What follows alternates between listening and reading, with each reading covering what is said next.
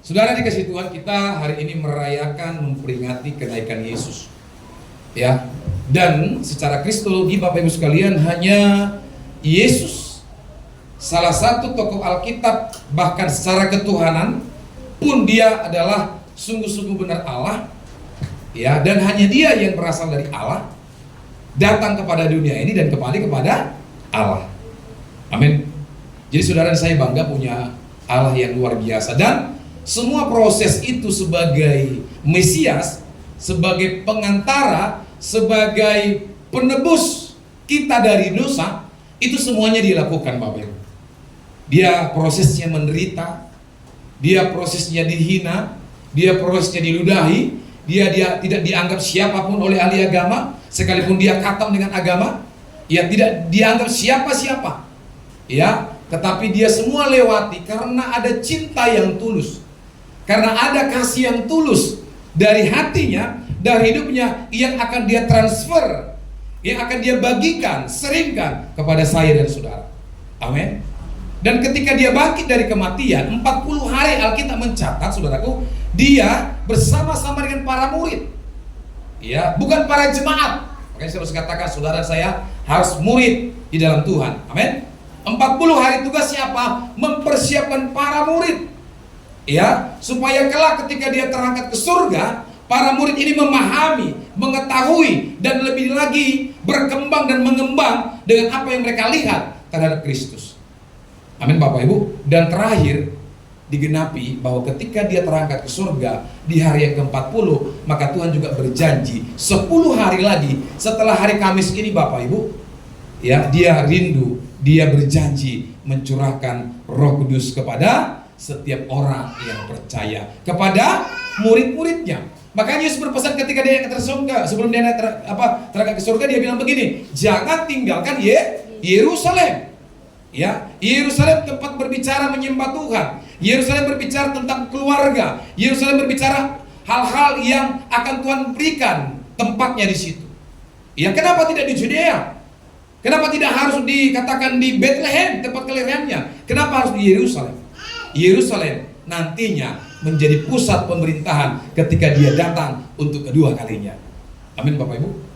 Ya, dan di Yerusalem dia berjanji akan diangkat ke surga, dan dia terangkat disaksikan kurang lebih 500 murid sebelum dia terangkat. Amin Bapak Ibu. Yesus terangkat bukan keingin meninggalkan kita, bukan. Ya, bukan karena dia nggak peduli dengan kita, enggak. Tuhan kita itu Tuhan yang peduli, sekalipun saudara nggak peduli dengan dia. Amin. Hari-hari ini kan banyak orang Kristen nggak peduli, cuek dengan sesamanya, cuek dengan Tuhannya, cuek ibadah. Ya orang uruslah, lantaklah, kan begitu ya.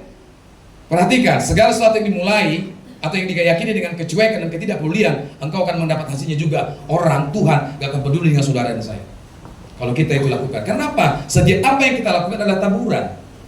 Setiap kita menabur, Alkitab katakan pasti akan menuai. Dan setiap taburan itu kecil, dan tuaian itu selalu besar dibanding dengan taburan yang saudara berikan. Amin. Di kampung kami ada ibu-ibu yang nanam padi. Satu bulir itu ditanam, ketika tumbuh bibitnya, itu bisa menghasilkan banyak padi. Artinya selalu yang dituai lebih besar daripada yang ditanam.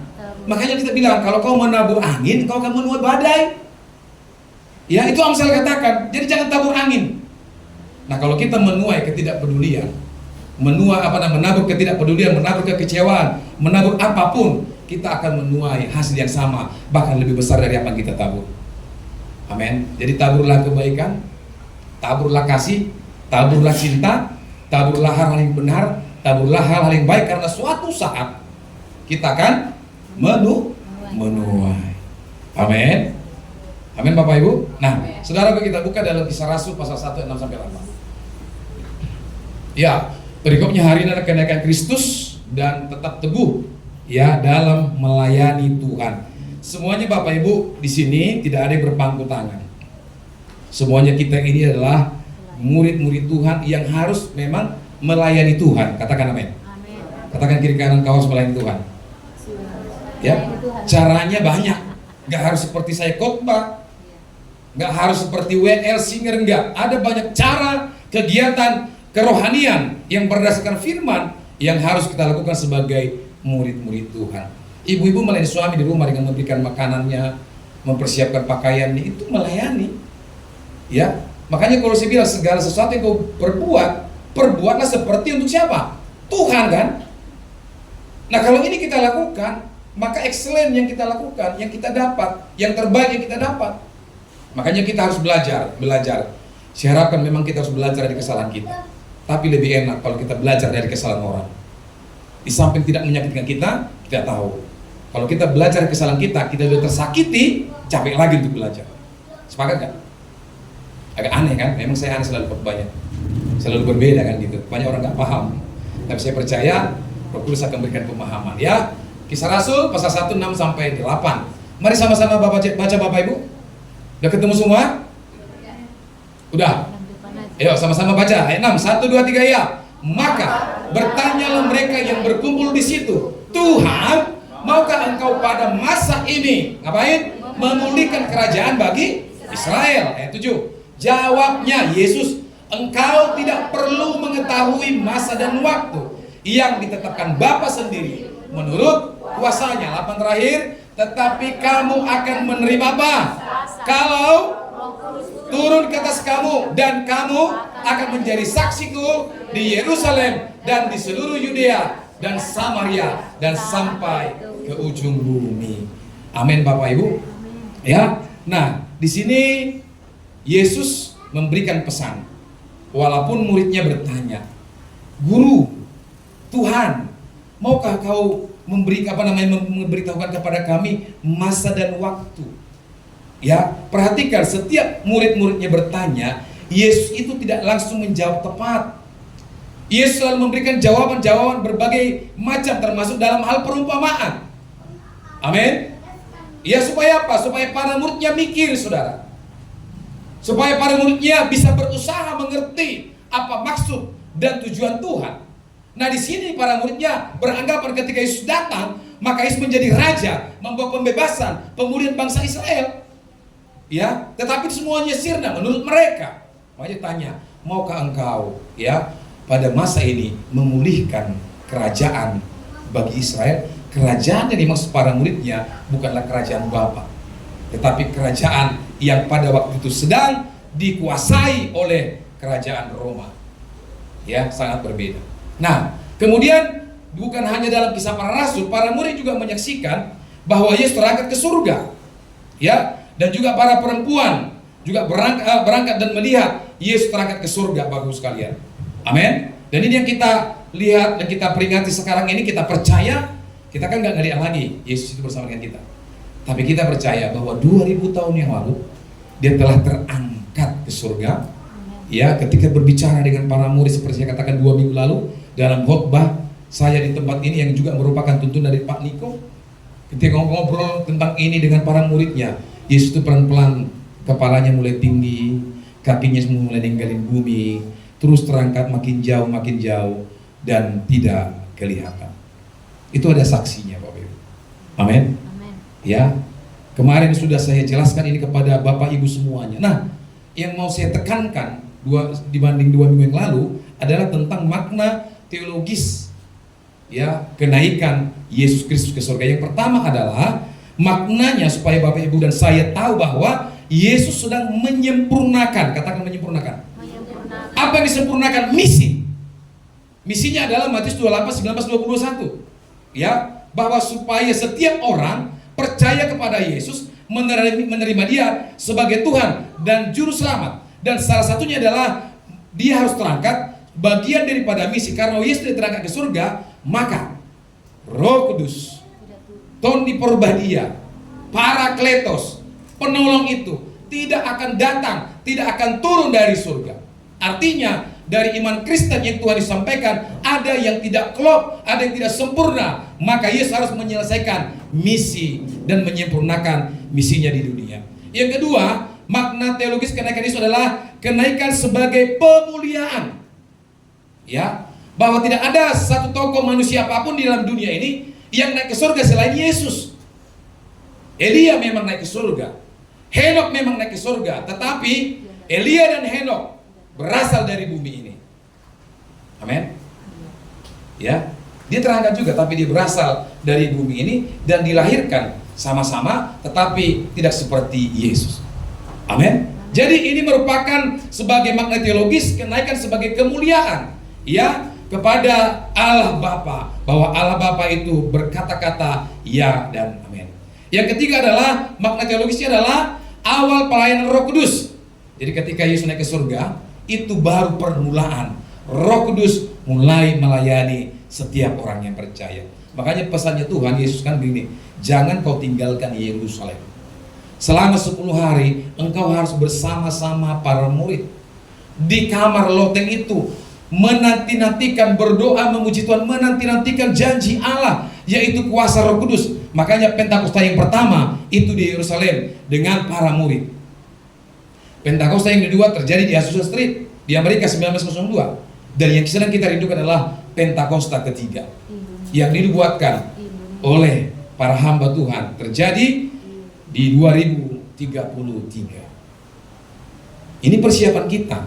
Ini bagian daripada pengakaran supaya kita ngerti makna kerohanian, teologis daripada kenaikan Yesus Kristus. Jadi dia akan mencurahkan Roh Kudusnya pada hari yang ke-10 setelah kenaikannya. Jadi nanti hari 10 berarti 7 hari lagi. Minggu depan. Hari Minggu ini 1 minggu lagi itu baru hari pencurahan Roh Kudus atau hari Pentakosta. 10 hari setelah hari kenaikan Yesus ke surga, di sanalah para murid itu, saudaraku, dilawat Tuhan dengan kuasa Roh Kudus. Mereka dilawat Tuhan dengan apa? Tanda-tanda. Mereka melihat lidah-lidah api, mereka mendengarkan tiupan angin. Iya kan? Sehingga mereka bisa berbahasa-bahasa yang baru. Ya, bahasa-bahasa yang tidak pernah mereka dengarkan sebelumnya. Dan itulah tanda awal orang dipenuhi Roh Kudus. Dan itu Alkitabiah yang namanya bahasa roh atau yang disebut dengan glosalia. Katakan glosalia. Amin. Ya, berbahasa lidah. Di gereja lain kecuali Pentakosta karismatik ini tidak ada. Ya, di sini menjadi bagian pengajaran bukan doktrin, saudara. Ya, sekali lagi, bahasa roh, bahasa lidah bukan doktrin, tetapi ini adalah Alkitabiah yang harus dimiliki setiap orang percaya, termasuk para murid. Ketika itu di upper room, saudaraku, tidak ada murid yang tidak berbahasa lidah. Amin. GBI menekankan ini. Saudara kan ada di warna GBI. Ya, kalau tidak di warna GBI, saya tidak akan komentar. Tapi karena kita di warnanya GBI, yang percaya bahwa glosalia bagian dari perkembangan firman Tuhan yang harus kita miliki sebagai tanda awal orang dipenuhi Roh Kudus. Amin. Tapi bukan di karang-karang, saudara. Ya, amin. Bukan di karang-karang. Kita berbahasa lidah itu harus punya kerinduan, harus punya keseriusan. Ya, saya ngajar kom lama dulu. Ya, ketika murid-murid kom ini kita tanya, mereka rindu memiliki atau mendapatkan karunia bahasa roh ini. Tetapi yang terjadi adalah mereka tak pernah serius. Minggu ini datang di dalam kelas kom seri 100, minggu besok nggak datang, gitu terus.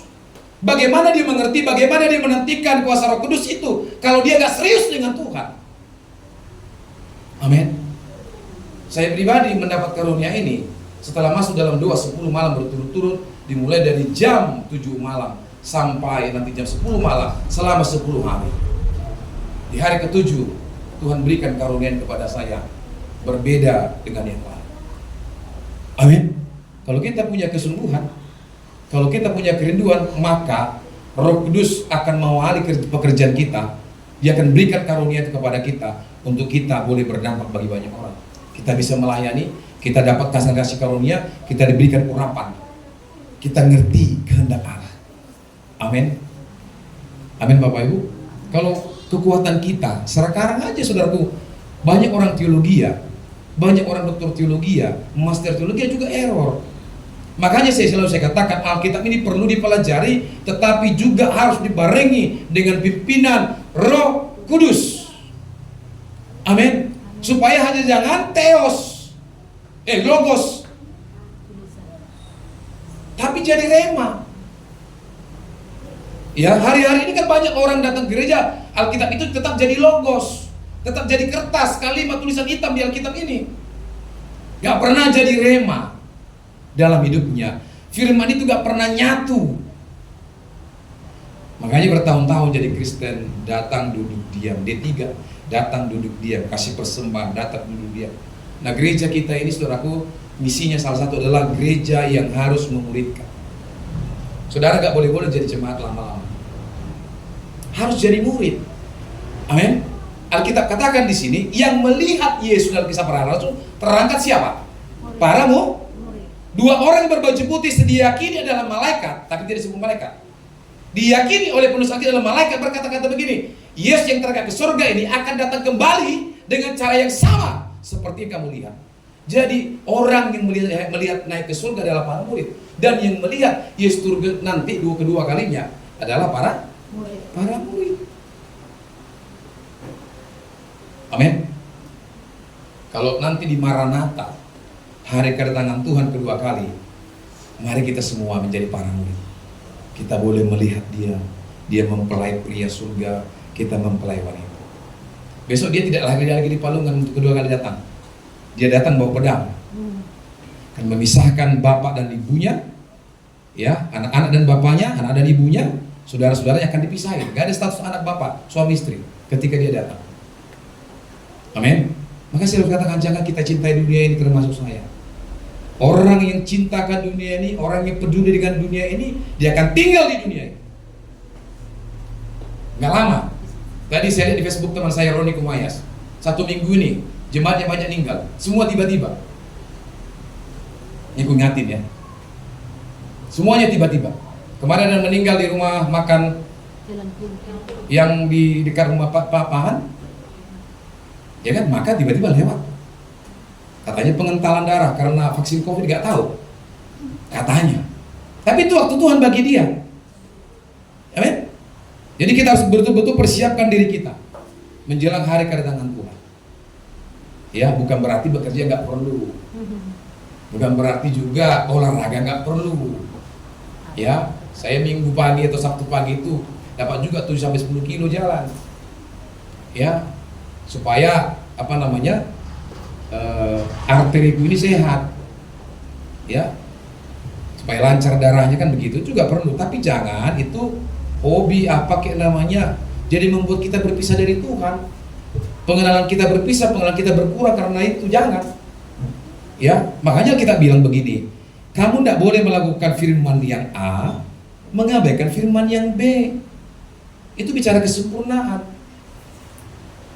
Ya, yang satu harus kita lakukan, yang satu lagi harus dilakukan.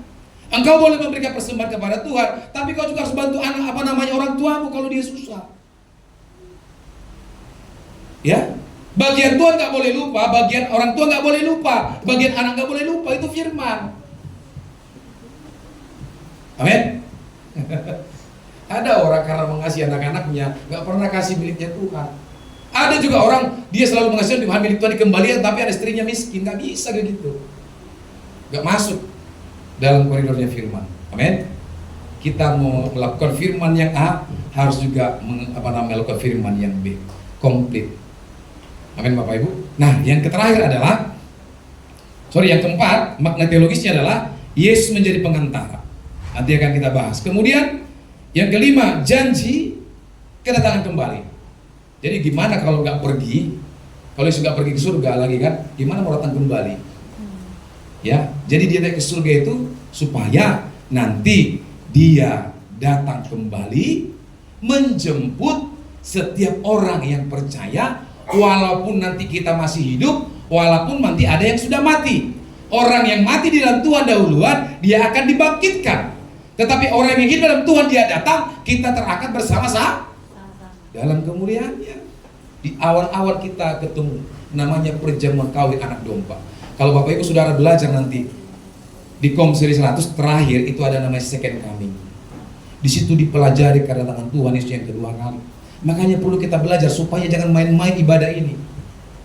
Amin. Supaya serius kita melayani Tuhan. Supaya sungguh-sungguh ibadah kita.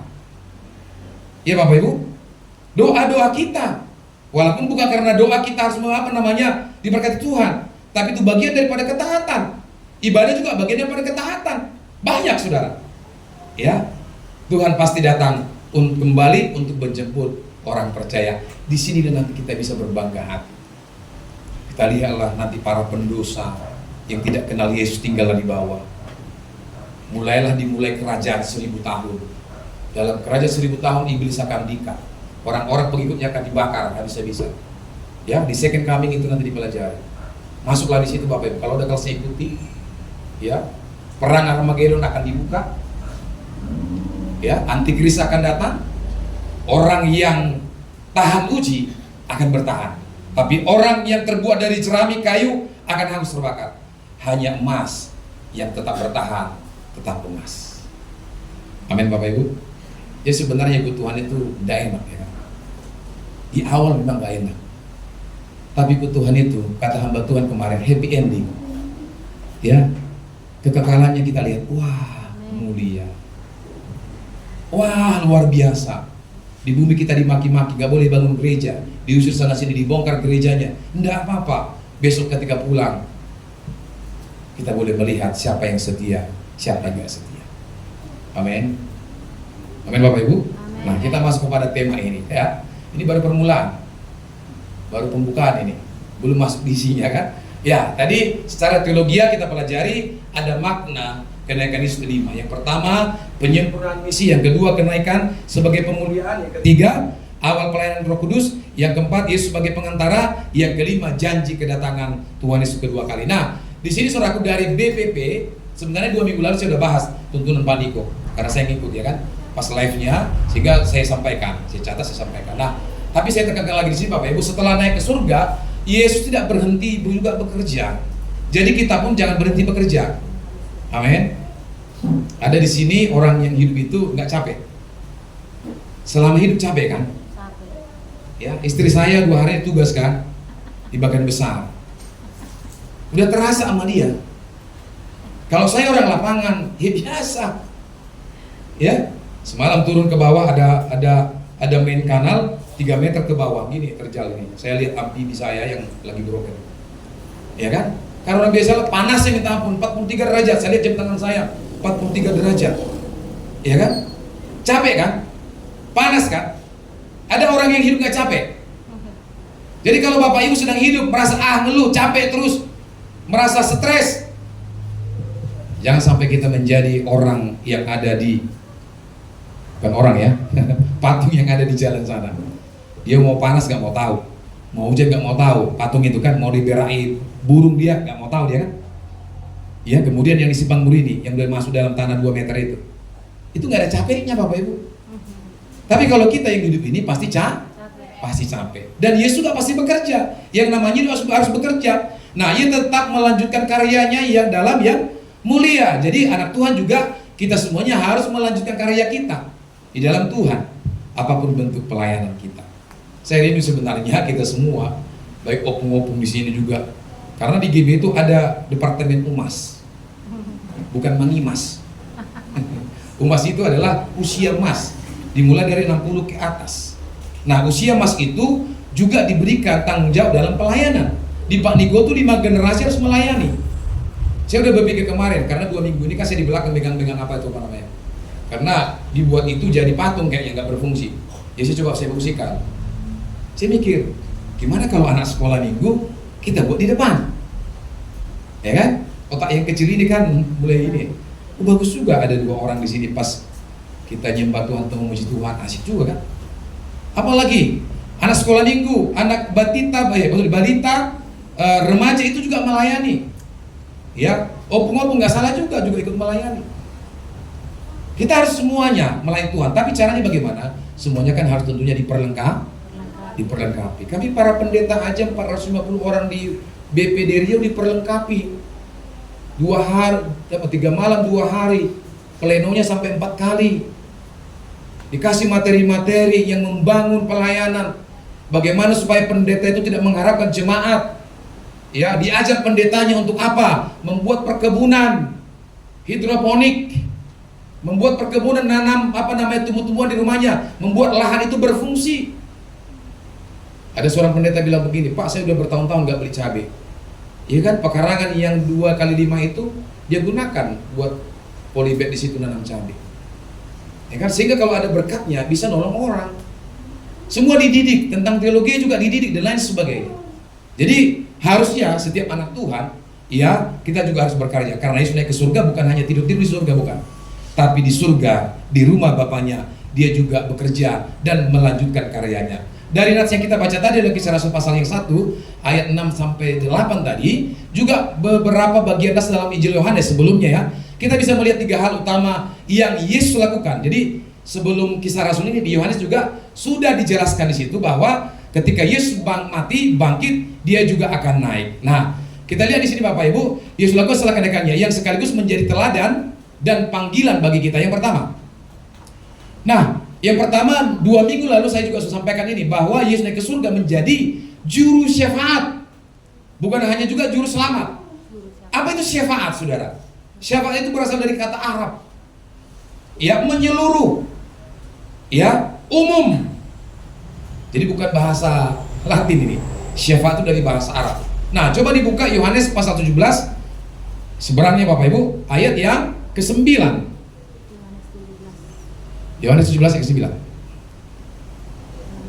Nah, Yesus yang pertama ini menjadi pekerjaannya di surga adalah juru syafaat. Dikatakan di sini, aku berdoa untuk mereka. Siapa mereka? Kita para murid. Bukan untuk dunia aku berdoa. Yesus gak pernah berdoa untuk dunia ini. Ya, di sini dunia kronos, Saudara. Bukan earth. Amin. Tetapi untuk mereka yang telah Engkau berikan kepadaku, sebab mereka adalah milikmu. Saya dan saudara adalah milik tuh. Untuk kita lah dia berdoa, bersyafaat. Ada Tuhan yang seperti ini, pekerjaannya bersyafaat untuk pengikutnya, untuk para muridnya. Bapak, jangan tinggalkan Ibu Chanis itu ya. Ya, ingat dia melayani menjadi pendoa di gerejamu. Hari ini suaminya belum bekerja, buka keran berkat, dibuka kan? Ya, ditanya lagi, ibu si A, bapak si A, bapak si C, nona si A, tuan si A, tuan si B. Jangan tinggalkan mereka. Itulah tugas Yesus berdoa kepada Bapaknya, menjadi pengantara, bersyafaat, karena kita adalah milik Tuhan. Makanya sebenarnya Bapak Ibu, kalau kita serius dengan Tuhan, gak ada yang sulit sama Tuhan kan? Di rumah kami selalu saya bilang kepada anak, kepada siapapun di rumah kami, gak ada yang sulit. Manusianya sampai ke bulan. Amin.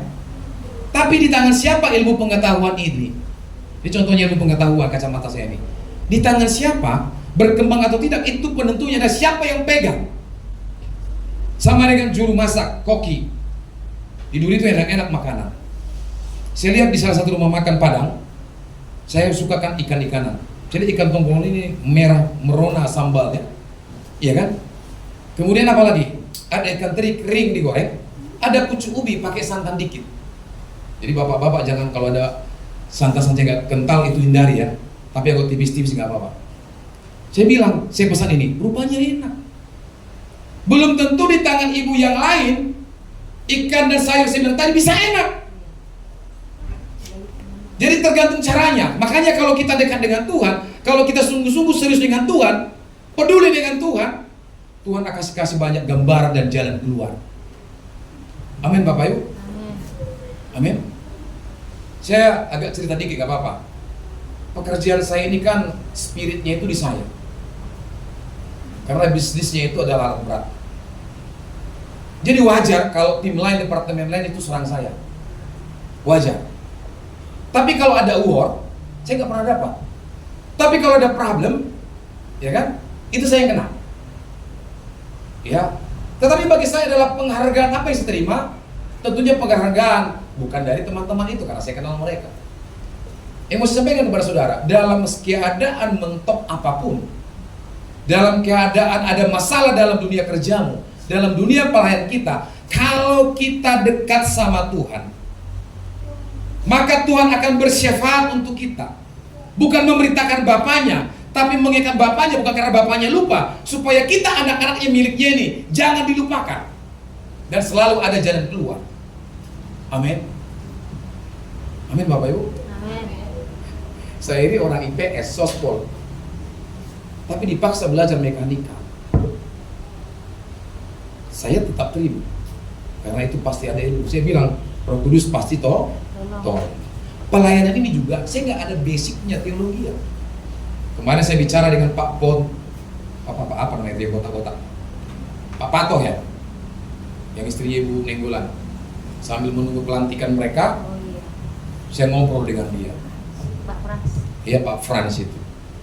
Saya ngobrol dengan dia bagaimana dia menyaksikan kebaikan Tuhan dan juga kendala-kendala dalam pelayanan.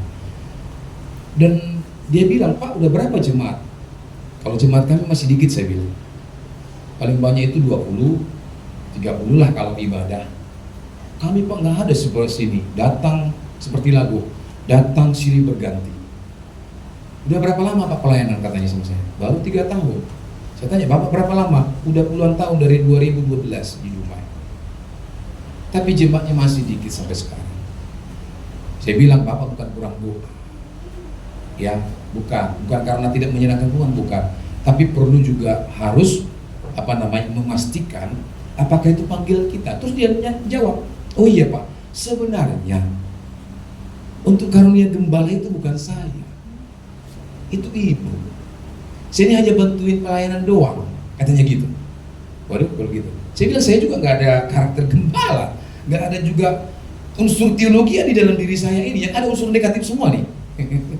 Ya kan, molekul-molekul yang kayak ini, saya bilang gitu. Dia ketawa. Nah saya bilang, kita Pak bersama-sama, yuk kita andalkan Roh Kudus. Kalau kami kan DNA-nya jelas gerejanya, doa, pujian, penyembahan. Misinya jelas, misi kita adalah jiwa-jiwa. People is our mission, make disciple, ya kan?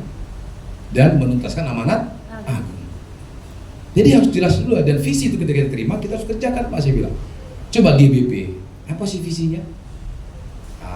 Dia bingung. Saya bilang banyak gereja tua di rumah ini. Ya, kalau kita jelas GBI, apalagi Pak Niko, Yesaya pasal 62, sebab engkau kan mengembang ke kanan, ke kiri, ya kan? Jadi harus mengembangkan saya, makanya Bapak juga harus memuridkan.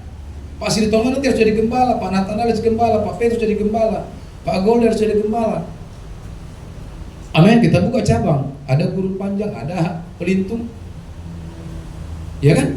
Harus memuridkan, dan saya pun harus dimuridkan. Sampai hari ini juga kita dimuridkan. Amin Bapak Ibu. Amin. Jadi Yesus yang pertama naik ke surga untuk menjadi pensyafaat, ya, atau juru syafaat kepada kita. Apapun yang dilakukan Yesus, ia menjadi pengantara bagi kita di hadapan Bapa. Ya, ia terus mendoakan dan memperjuangkan kita sebagai imam besar yang kekal. Ibrani 7 ayat 25, ya. Ini bicara imam besar, ya. Ibrani 7 ayat 5. Coba sama-sama kita baca Bapak Ibu. Ibrani 7 ayat yang kelima.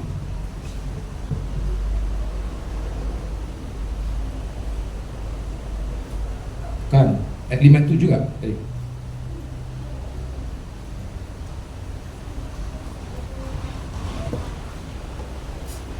Ya, ini dia. 7 ayat 57. Dalam hidupnya sebagai manusia bukan sebagai Tuhan, ya. Sebagai manusia ia telah mempersembahkan apa? Doa dan permohonan dengan ratap tangis. Di sini sudah ada nggak yang berdoa dengan menangis? Ada. Sudah. Ada lah. Jadi harus sungguh-sungguh, ya. Ratap tangis. Yesus saja juga berdoa meratap tangis dan keluhan kepada Dia yang sanggup menyelamatkannya dari maut, dan karena kesalehannya ia telah didengarkan. Jadi Yesus menjadi pengantara. Enak atau pengantara? Ya, enak pengantara kan? Dia bisa kemana-mana saja, ya. Dia bisa melakukan apa saja, menjadi jalan, menjadi jembatan, menjadi penolong kita. Ya, jadi Yesus naik ke surga sebagai pengantara. Back to slide. Next slide deh. Ya. Nah, teladan bagi kita dipanggil untuk menjadi pendoa bagi orang lain, sebagaimana Yesus berdoa bagi para muridnya. Jadi ini implementasinya Bapak Ibu. Ya, jadi kalau Yesus sudah menjadi pendoa, pensyafaat, juru syafaat bagi kita juga harus menjadi pendoa. Amin. Berdoa itu bukan hanya pakai bahasa roh. Pendoa itu bukan hanya setiap hari berdoa, nggak bekerja, enggak. Ya, tapi dia menjadi pewakil. Pewakil siapa? Atas keluarganya. Biasanya ibu-ibu nih. Ya, para ibu-ibu, jadilah pensyafaat bagi keluargamu. Katakan amin. Amin. Ya, yang belum, mulai besok. Mulai malam ini, bersyafaatlah bagi suami. Bersyafaatlah bagi istri keluargamu. Bapak-bapak juga bersyafaatlah untuk pekerjaanmu. Siapa di sini yang selalu mendoakan perusahaannya? Ya, saya juga selalu doakan. Ya, supaya jadi berkat. Mendoakan kota. Walaupun di antara kita di sini banyak yang menolak menjadi pendoa syafaat. Yuk Bapak Ibu, kita harus berkembang. Ayo Bapak Ibu, kita harus bertumbuh. Amin. Harus berani. Roh yang ada di dalam hidupmu, roh yang dalam hidupku lebih besar, kata Roma, daripada roh yang ada dalam dunia ini. Roma berkata, jika Allah di pihakku, jika Allah di pihak kita, siapakah menjadi lawan kita? Jadi orang Kristen gak boleh penakut. Ya, di kampung kami itu dari lahir sampai umur 70 tahun dipanggil Tuhan, gak pernah bisa berdoa. Doa makan saja gak pernah bisa. Ya. Nah makanya Bapak Ibu, kita tidak bisa menjadi pendoa, ya, juru syafaat kalau kita memang belum terima urapan Roh Kudus. Makanya orang Pentakosta karismatik gajan-gajan makan nyala kok. Karena itu syafaat. Amin. Ya memang syafaat panjang, makanya jangan bersyafaat Anda kalau lagi dua makan. Misalnya lagi hijau masuk, jadi dua makanlah. Ya kan, dua tidurlah. Ada temanku, dia mau dua tidur, dia bersyafaat. Ya akhirnya gini.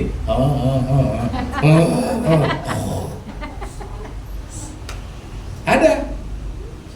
Ya, karena dulu kan kalau kita SMD itu digabung kamarnya. Sekarang ini kalau udah istrinya pejabat, jadi istrinya ikut sama suaminya. Ya kan, kalau dulu kan enggak. Karena sendiri ya digabung memang pendeta-pendeta. Kelihatan di sana mana yang suka berdoa, mana yang malah enggak berdoa, ya kelihatan di situ di kamar itu. Saya bersatu kamar dengan David Gultom yang gembala di Bengkalis. Kalau itu memang luar biasa. Jam 5 kita harus terbaik. Lagunya enggak pernah bahasa Batak, enggak pernah bahasa Indonesia, Inggris Bapak Ibu. Holy Spirit, our world, lagi itu dia. Habis itu, dan dia diberkati kan. Sekarang lagi bangun gereja, Geraha Bengkalis, ya Geraha Bengkalis besar. Ya, istrinya kemarin sudah diangkat menjadi pejabat gereja. Full time melayani Tuhan. Ya nggak kerja, Tuhan pelihara. Amin Bapak Ibu. Ya. Jadi harus menjadi pendoa. Yesus juga berdoa untuk para murid-muridnya. Orang Kristen juga harus berdoa, terutama untuk diri sendiri, berdoa bagi gereja. Bapak Ibu, doakan gereja ini ya. Tanpa doa Bapak Ibu, gereja ini tidak ada apa-apanya.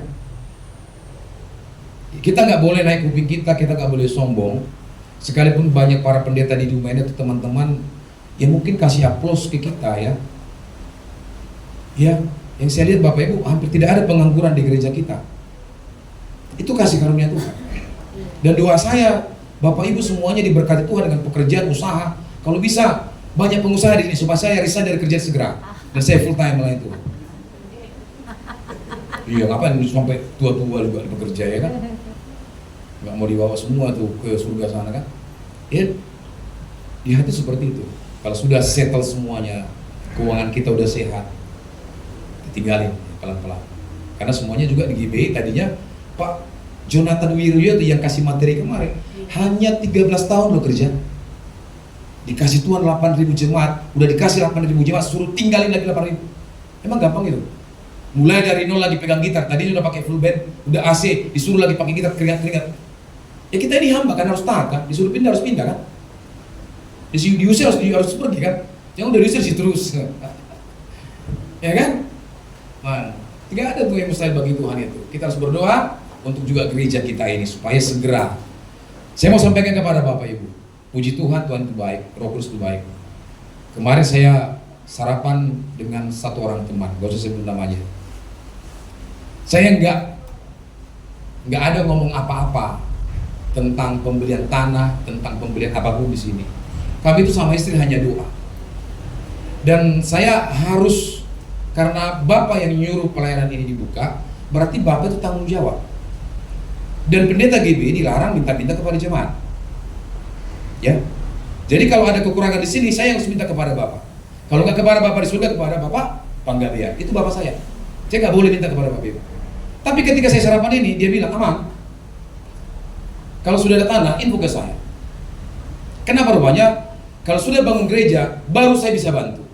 Saya bilang, saya tidak minta apa-apa, kok ngomong seperti ini kan gitu kan. Tapi bagi Tuhan kan gak ada yang mustahil, bagi orang percaya gak ada yang mustahil. Asalkan kita senangkan hati tuh, jangan minta-minta. Ya, proposal itu udah usah buat itu. Gak usah buat gondang di desa bangunan, kita cari apa namanya, tortor. Kayak yang kotak di depannya kan. Bukan salah proposal ya, bukan salah gondang lelang ya. Tapi gereja ini hanya mengimani doa, melayani, jangkau jiwa, mengasihi diakonia. Itu saja. Amin. Kalau kita sungguh-sungguh berdoa Bapak Ibu, pasti Tuhan akan berkati kita. Amin. Bukan sombong. Kita ini kan anak raja. Ada nggak yang Bapak Ibu tahu anak raja itu minta-minta? Mazmur 37 bilang begini, Daud bilang begini, dahulu aku muda, sekarang sudah menjadi tua, tetapi tidak pernah kulihat keturunan orang benar itu meminta-minta. Kalau masih hidup meminta-minta, perhatikan, hidup benar gak kau di hadapan Tuhan? Amin. Jadi ini bukan sombong ya, tapi ini firman. Ini firman. Ini Alkitabiah. Amin. Amin. Jadi kalau orang kita juga begitu, doa saja ibu. Kalau suamimu mungkin gak kerja. Saya 9 bulan ini Bapak Ibu sekalian pernah 9 bulan menganggur. Saya sudah alami gak kerja, sakit gak dipandang orang. Untung aja saya agak kekar badannya, agak dihormati walaupun sudah nganggur kan. Saya udah lihat di marga-marga, kalau nggak berduit nggak didengarin kalau ngomong. Itu dunia, sah. Kalau ada orang kaya parkir di depan kita ini, ada gereja menyambut, mungkin dia pakai BMW atau Alphard di situ, terus datang gembala, shalom ngomong ke depan. Itu di dunia biasa. Tapi di hadapan Tuhan belum tentu itu benar. Amin. Jadi gereja kita ini harus memperlakukan kondisi sosial jemaat sama. Mau kaya, mau miskin, mau cantik, kita semua sama di hadapan Tuhan. Jadi berdoalah untuk gereja kita. Amin. Bangsa kita, tadi juga sudah berdoa. Kemudian orang-orang yang belum mengenal Kristus. Ini yang penting. Yang menjadi misi kita adalah manusia jiwa. Kita harus doakan orang-orang yang belum mengenal Kristus. Ya, kalau ada mungkin pertambahan jiwa di kita sesama anak Tuhan, puji Tuhan. Tetapi kita harus berfokus kepada orang yang belum pernah kenal Kristus, doakan. Suku apa? Suku Melayu, suku apa? Suku Minang, suku apa? Suku Jawa. Yang belum terima suku Aceh ada di rumah ini. Suku apa lagi? Ada Sumatera Selatan, Sulawesi Selatan, Bugis. Kita doakan, ya, supaya mereka mengenal Kristus. Lanjutnya, yang kedua, ya, penekanannya juga 2 minggu lalu disampaikan, Yesus menyediakan tempat di surga. Ya, dalam Yohanes 14 ayat 1 sampai 3 juga dikatakan bahwa dia pergi ke rumah Bapa menyediakan tempatmu dan tempatku. Kenapa kita belum pergi ke sana sekarang? Karena mungkin belum siap tempatmu. Amin. Kalau udah siap dia nggak ngomong. Pulang katanya pulang. Amin. Amin. Tinggal nasi nari, tinggal sudah. Tinggal lartai, tinggal sudah. Ya. Kalau udah siap. Masalahnya kan belum siap.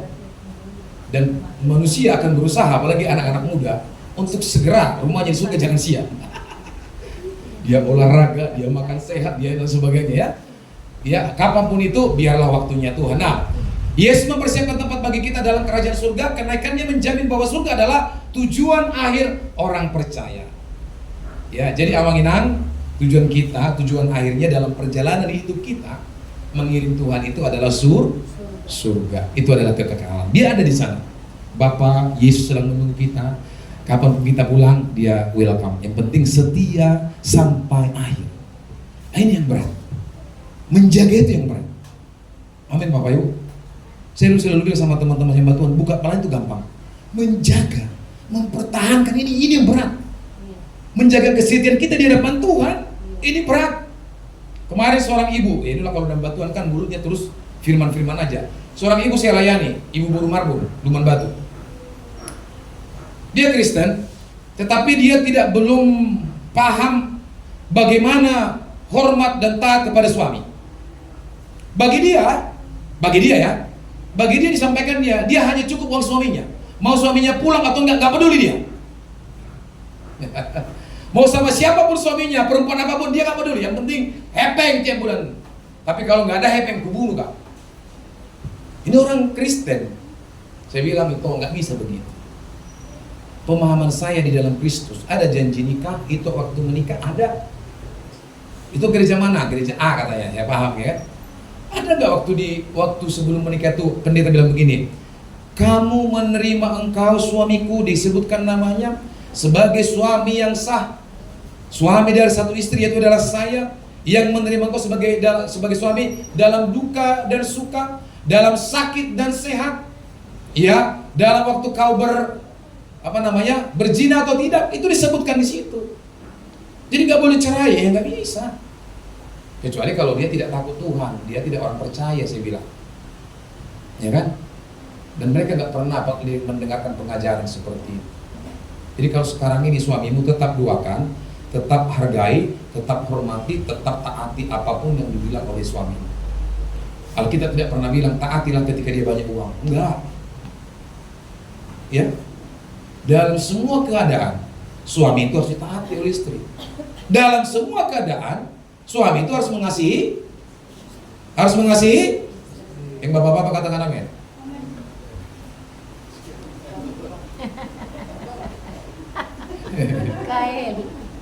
Si Kael kayak fokus dia. Ya nanti dia kan punya istri dia, ya kan Ken? Iya, jadi harus mengasihi. Kalau sudah memperistri anak orang, ya hidupilah. Kalau istrimu bekerja, ya syukurilah. Kan begitu kan? Amin. Kalau sudah itu beres, saya selalu bilang di kantor itu ada segitiga keberhasilan. Walaupun di ilmu HES ada segitiga api. Kenapa api terjadi? Nah, kenapa keberhasilan ada? Ketika di bawah yang sejajar ini, ketika sesama ini sudah beres, suami istri sudah beres, ya hamba Tuhan sudah beres dengan jemaat dengan beres, ini kan naik ini permohonan ke atas. Ketika sudah naik kan kepada Bapa kan didengar, maka kan dibalas dengan berkat, turun lagi dia. Amin. Tapi kalau rumah tangga kita, gereja nggak beres, rumah tangga nggak beres, kira-kira berkat nggak? Makanya lagu kita bilang begini, berkat itu turun dari janggutnya Harun kepada orang-orang yang benar, orang-orang yang rukun dan damai. Kalian mau berbeda itu, amanaro, atu-katu, amanaro. KDRT masuk penjara kan? Masuk be contoh, Pak Utari Hadumi itu penjara, KDRT 2 ibu gembalai, tuntutan hukum 5 tahun penjara, denda sedir 50 juta. Malunya itu, ya kan? Dan yang kulihat yang sudah hamba Tuhan yang sudah terkena hukum begini, memang hilang dari peredaran. Hilang sekarang, yang itu yang saya tahu itu, ya. Jadi Yesus menyediakan tempat di surga, dan surga adalah tujuan akhir orang percaya. Next, ya.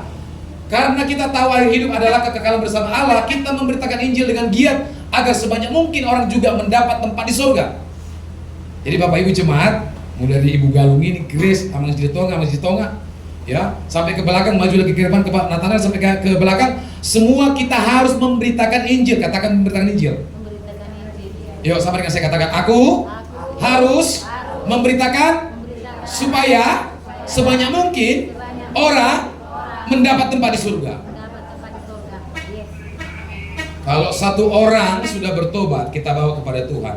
Alkitab bilang gini nantulang, ribuan malaikat di surga bertempik sorai, satu aja kau bawa kepada Tuhan bertobat. Apalagi kalau banyak. Itu tugas kita, para murid. Kalau jemaat gak akan bekerja nih, yakinlah. Gak mau dia, silakan dia lebih kurang.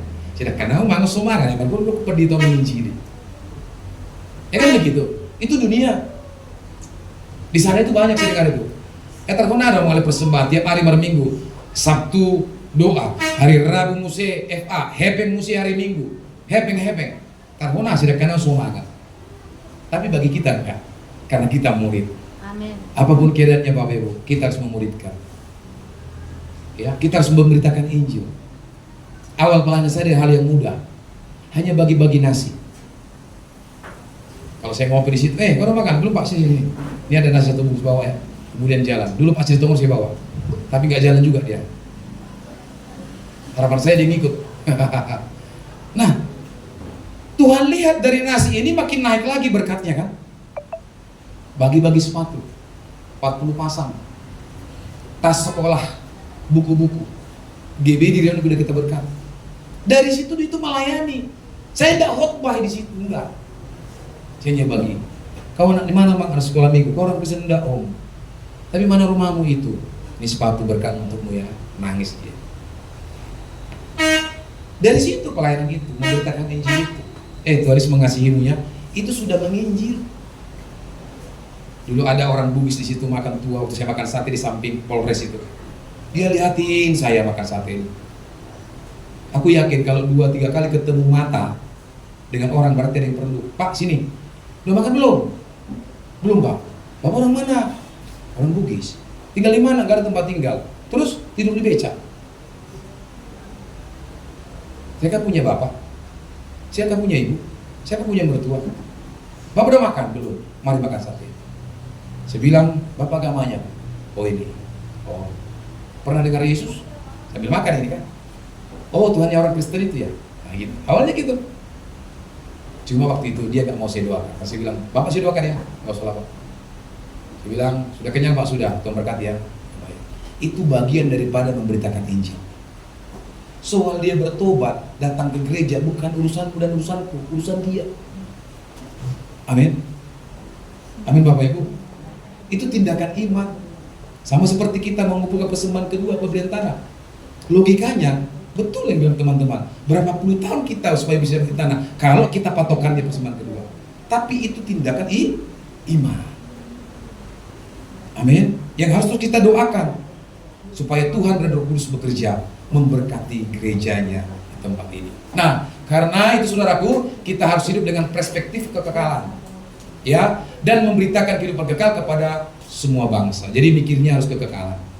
Ya, bapak-bapak juga datang ke tempat ini hidup mikirnya kekekalan. Kalau mikirnya kekekalan surga, pasti kita buat dosa, hati-hati. Benar gak? Pasti. Nanti gara-gara inilah saya gak masuk surga. Ya, gara-gara ini saya gak masuk surga. Saya gak mau tinggalin. Amin. Ya. Nah yang ketiga, Yesus naik ke surga itu adalah untuk mengutus Roh Kudus. Nah di sini ada banyak pemahaman. Ya, siapa sih Roh Kudus ini? Kenapa Yesus mengutus Roh Kudus? Berarti ada pribadi lain. Ya, yaitu pribadi Roh Kudus. Tetapi dalam satu hakikat. Artinya itu juga dia sendiri. Tapi dia pakai untuk bagian daripada ketritunggalan Allah yang kita percayai. Amin. Ya, jadi dia mengutus Roh Kudus sebenarnya adalah Yesus sendiri, tapi lewat Roh yang diutus kepada kita. Nah, disampaikan dalam Yohanes 14 ayat 16 sampai 18. Coba buka deh. Yohanes 14 ayat 16 sampai 18. Yohanes 14 ayat 16 sampai 18. Iya, nah kita sama-sama baca Bapak Ibu 1, 2, 3 ya. Aku akan minta kepada Bapa dan ia akan memberikan kepadamu seorang penolong yang lain supaya ia menyertai kamu. Stop di ayat 16. Ya, penolong yang lain dalam bahasa Yunani disebut parakletos. Tidak merujuk kepada manusia yang tidak sempurna. Saya tegaskan ini. Jadi kalau ada penolong dengan nama M di luar sana, bukan itu masuk Alkitab. Ya, karena dalam perdebatan saya temui ini, parakletos itu lebih kuat daripada yang ditolong. Yang sebutkan M tadi, dia mati sampai hari ini udah gak bangkit, gak sanggup nolong. Tapi kalau dia sampai kekekalan, sampai di surga pun dia nolong kita, bersyafaat bagi Bapa. Karena kita dalam miliknya. Amin. Supaya ia menyertai kamu selama-lamanya. Ya, terus 17. Ya itu apa? Nah, di sini. Jadi baca firman Tuhan jangan seponggol-seponggol. Ya, ditegaskan lagi sama ayat 17, yaitu roh kebenaran. Ya, kalau ada roh kebenaran dalam diri kita, maka keluarlah namanya damai sejahtera, sukacita, kasih, penguasaan diri, apalagi kelemah lembutan. Amin. Nah, yang itu kan, yang itu tahu kan, yang itu kan yang saya kan? Yang itu nggak ada roh kebenaran. Ya, yang penting berarti beda server, berbeda pendapat, tak mati. Halal. Nggak ada kebenaran. Ya, istri boleh lebih dari satu, nggak ada kebenaran di situ. Tapi di server ini ya nggak boleh. Karena apa? Ada roh kebenaran. Dunia tidak mendapat menerima dia, betul? Dia mati. Yesus mati. Ya? Buktinya apa lagi? Dunia tidak terima dia sampai Yesus naik ke surga.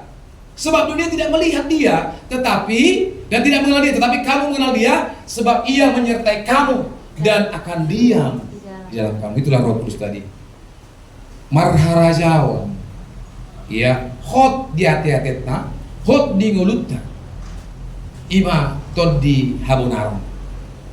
Ya, itulah roh kebenaran. Amin. Tidak ada dusta dalam roh kebenaran. Makanya Bapak Ibu kita harus belajar selektif aja. Oh, ini gak benar ya. Berarti bukan Parakletos atau bukan penolong yang di Alkitab itu.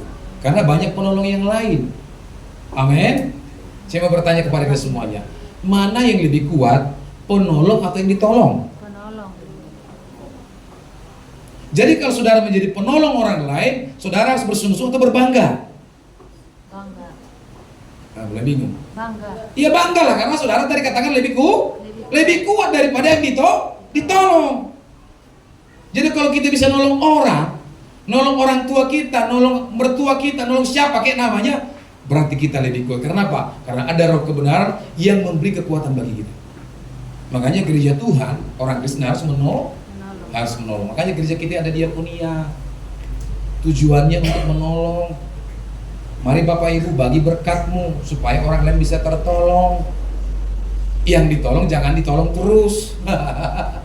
Amin. Harus bisa naik, minimal doa. Tuhan, terima kasih buat gereja ini, terima kasih buat Pak Nathanael. Walaupun sendiri kemarin hari Rabu kami terima berkat, berkati dia. Besok Pak Nathanael dapat manajerkan gereja ini, kan diberkati juga. Amin. Contoh. Amin. Ya seperti itu kan, karena Tuhan Maha melihat kan, bukan hanya melihat wajah kita kan, melihat hatimu dan hatiku. Amin. Ya, tujuannya itu. Jadi gereja yang berdiakonia, gereja yang berkoinonia, gereja yang bermarturia. Apa kira-kira artinya Pak Denang? Nanti kita belajar. Ayat 18. Yang terakhir 18 katakan di sini, aku tidak akan meninggalkan kamu sebagai apa? Jadi mau Tuhan Yesus naik ke surga dan meninggal kita sebagai yatim piatu. Bapakku katakan dia naik ke surga, tapi dia nggak bisa datang kembali lagi. Mati, ya kan? Ya, tapi kalau dia janji datang kembali, inilah nanti terakhir menjadi iman kita. Kapan Tuhan sudah datang kembali? Ketika seluruh suku, kaum dan bahasa sudah terima Yesus sebagai Tuhan dan Juru Selamat. Amin. Rindu mempercepat kedatangan Tuhan, makanya dikatakan tadi, kabarkan firman, kabarkan Injil. Saya senang kemarin dengan jemaat yang kita kunjungi. Walaupun tidak hadir di situ orang tuanya, tapi dia panggil, Inang muda kesinilah, datang sama pendeta ini, dengarkan dulu begitu. Rupanya kecapean, ya kecapean. Dan saya bersyukur teman-teman di sini, teman-teman yang melayani, teman-teman yang mengabarkan Injil, dan bergeraklah Bapak Ibu. Yang pertama kita bawa jiwa kepada Tuhan, jangan kepada gereja ini.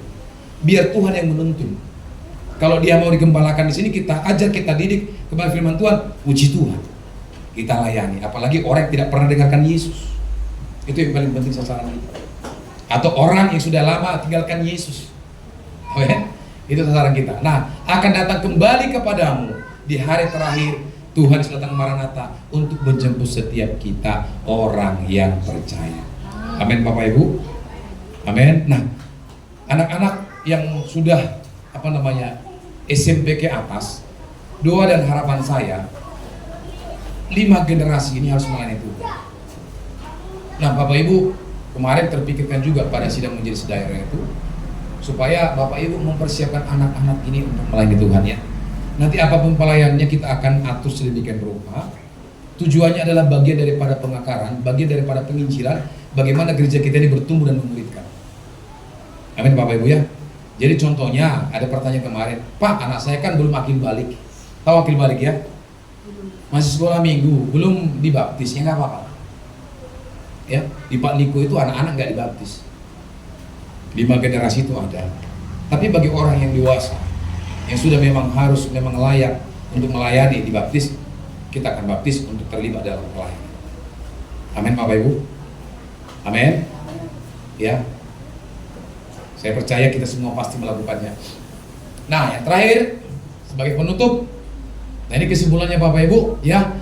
Kita hidup bukan untuk melakukan kehendak pribadi. Pelayanan ini bukan pelayanan pribadi. Gereja ini bukan gereja pribadi, melainkan apa? Tunduk dalam ketaatan kepada pimpinan Roh Kudus.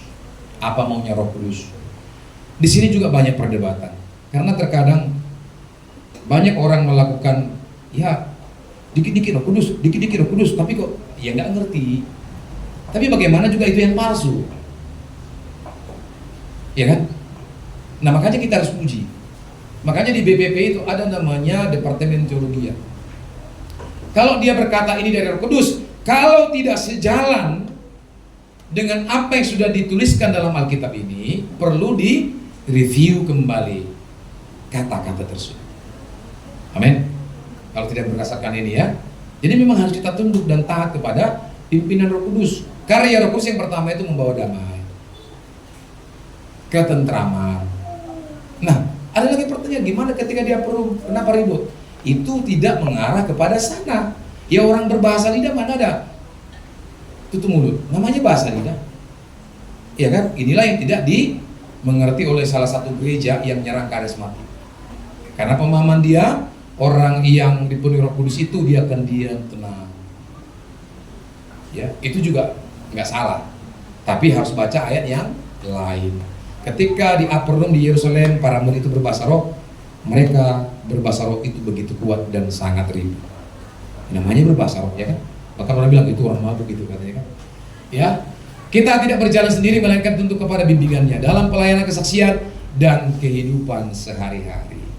Amin Bapak Ibu. Jadi Roh Kudus itu adalah penolong kita, pengantara bagi kita, pensyafaat bagi kita. Dan kenapa Yesus naik ke surga? Supaya dia nanti turun untuk yang kedua kalinya. Kalau ada orang berkata bilang begini, berarti Tuhan mau naik turun ke Celup. Gak apa-apa, gak usah marah. Karena dia gak ngerti.